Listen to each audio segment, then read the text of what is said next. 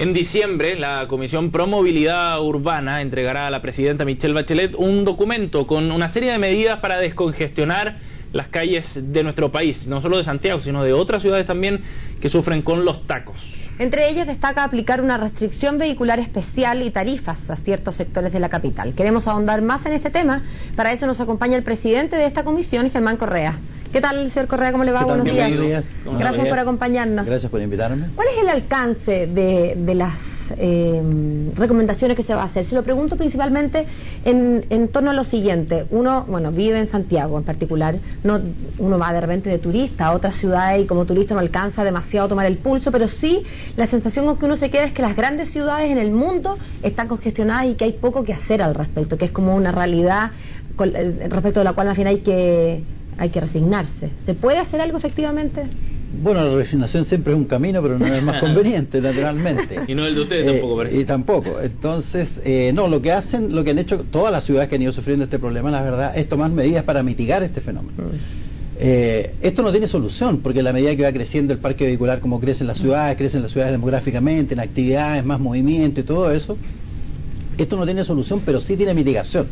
Lo que no admite más nuestra realidad de todas las ciudades del país, yo he recorrido 16, 17 ciudades del país en esta tarea que dio la presidenta, y en todas este fenómeno se presenta, es que no hagamos nada.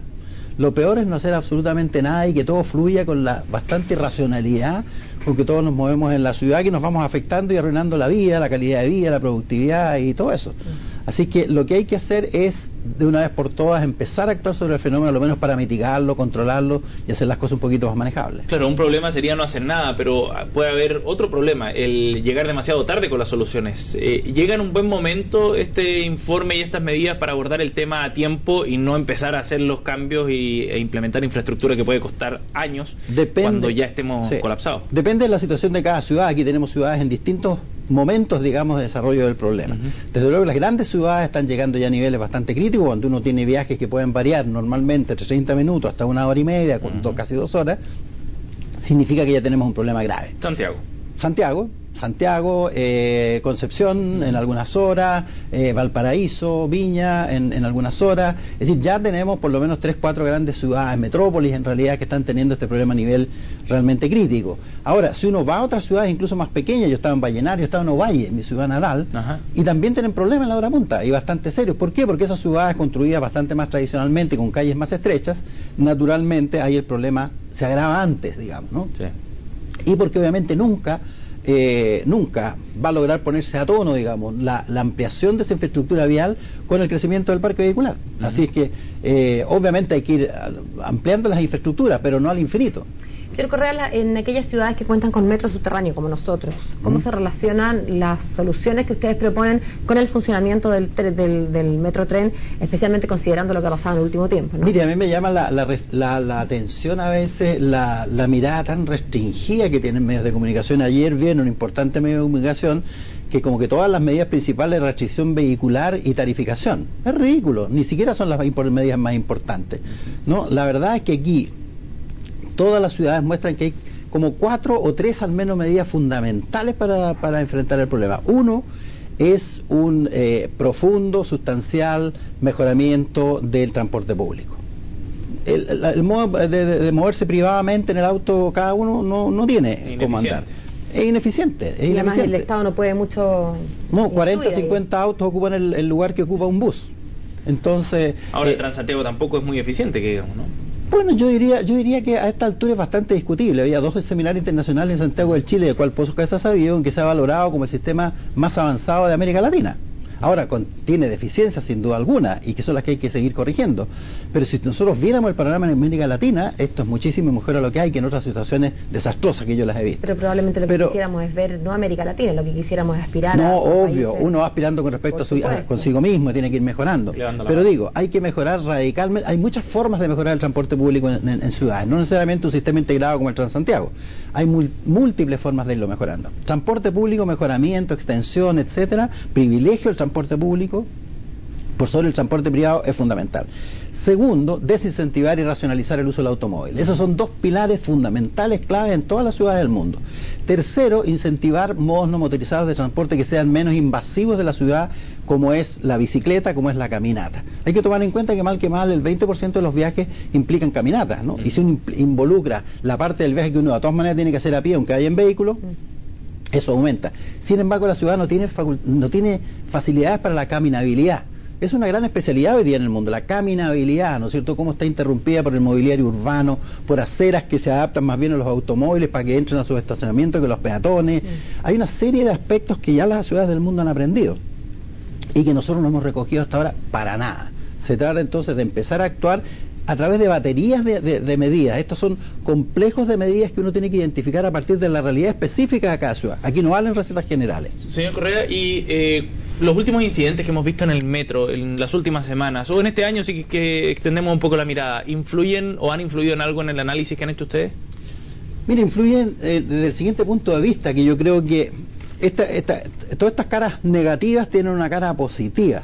En el sentido siguiente, yo creo que finalmente en este país se ha empezado a tomar conciencia de la fundamental importancia del transporte para la vida en la ciudad.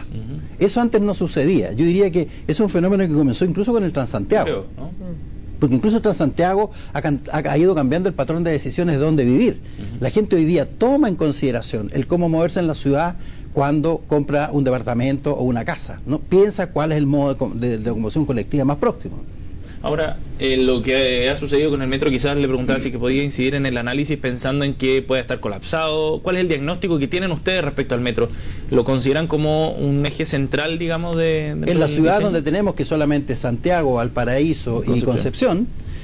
Obviamente que es un modo de transporte, en la medida que la ciudad se va masificando, fundamental. El metro hay que pensar que es una tecnología pesada, ¿no? Que tiene sentido en aquellas ciudades donde alcanzan ciertos niveles de demanda de viaje que lo ameritan. ¿Pero está sobrecargado? Sobre 18.000 pasajeros hora. ¿Ah? ¿Está sobrecargado, cree usted, en el caso de Santiago, por ejemplo?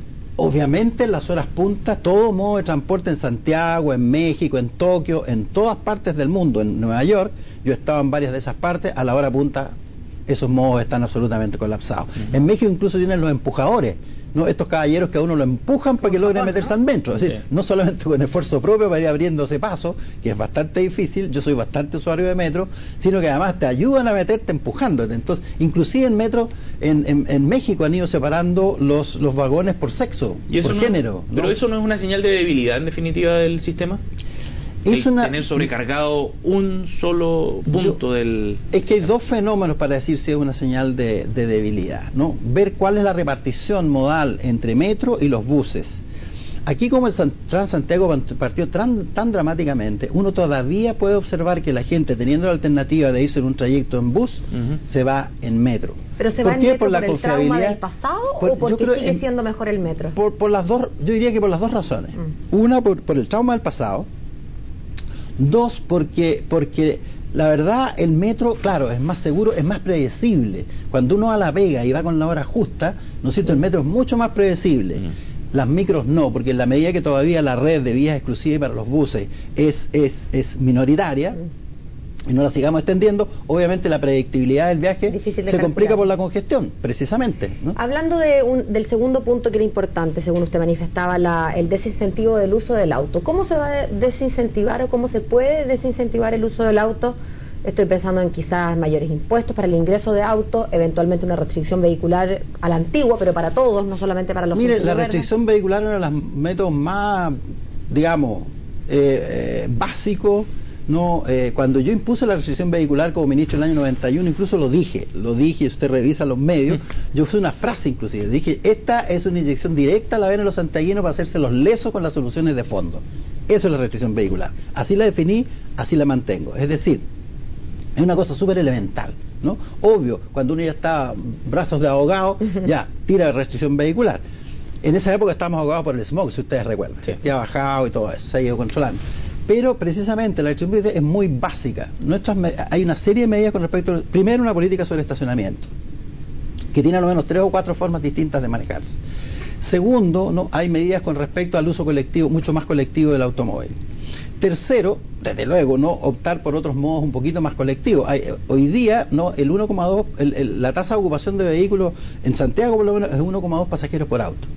Poquito. Eso es absurdo. Entonces hay que usarlo más colectivamente. Sin embargo, eso de alguna manera también se van desarrollando estrategias. No, la gente de sectores populares usa más colectivamente el auto que la gente del barrio alto. Eso está demostrado por las estadísticas, por los estudios que se han hecho. Bueno, y después vienen otras medidas que en otros países se usan. Por ejemplo, en países como Japón, no se le va poniendo un impuesto adicional mucho más fuerte al segundo o tercer automóvil de la familia.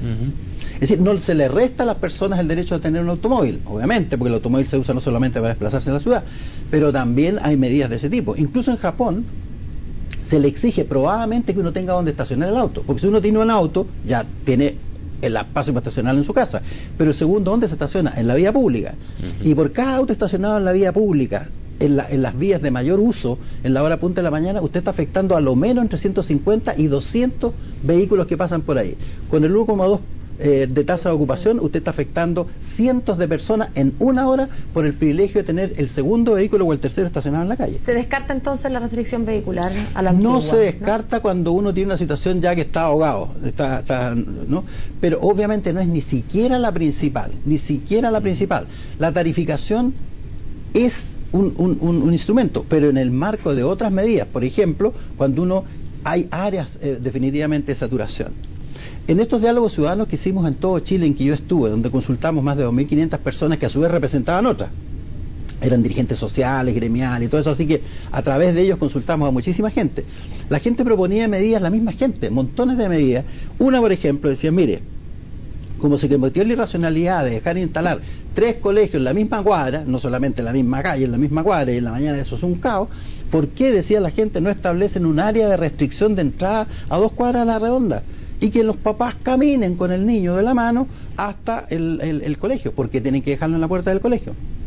Y alguien decía, bueno, y si un papá quiere seguir entrando porque la comodidad ya le llega al máximo, ¿qué pague entonces? Claro. La misma gente plantea eso, ¿no? Entonces, es porque la lógica, la racionalidad más elemental dice que tenemos que ir tomando medidas que signifique que nuestro comportamiento se adecue más a un interés colectivo, del cual también somos parte, porque finalmente como individuos también sufrimos las consecuencias de esas conductas un poquito poco racionales que todos tenemos en esta materia, todos, incluyéndome, porque yo también soy parte de todo este problema. ¿Cuándo tendremos el informe final entonces, señor Correa? 15 de diciembre tenemos fecha fatal por decreto, así que no hay prórroga posible que le tenemos que entregar a la presidenta Bachelet. Bien, pues ahí estaremos atentos, por supuesto. Muchas gracias por haber venido. Muchas gracias por acompañarnos. que tengan un buen día. Gracias.